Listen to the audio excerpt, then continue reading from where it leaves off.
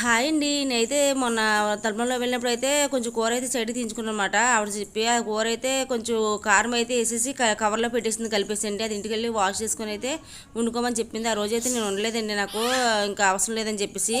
ఇప్పుడైతే ఇవాళ మంగళవారం అండి, ఈ రోజు అయితే ఉండేది కూర అయితే. మాకైతే ఒక పూటకైతే కూర అయితే కలిసి వచ్చేసిందండి.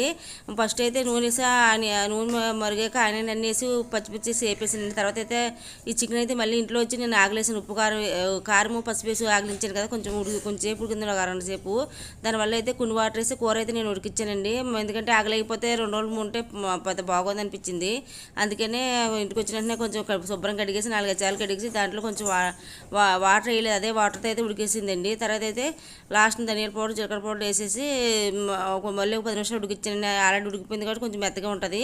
లాస్ట్ చికెన్ మసాలా వేస్తానండి. ఎప్పుడు కూర అయితే బాగుందండి. గుడ్లు కూర అండి ఇది. గుడ్లు చిన్న చిన్న గుడ్లు ఉన్నాయండి, నేను పెట్టే వేసినట్టు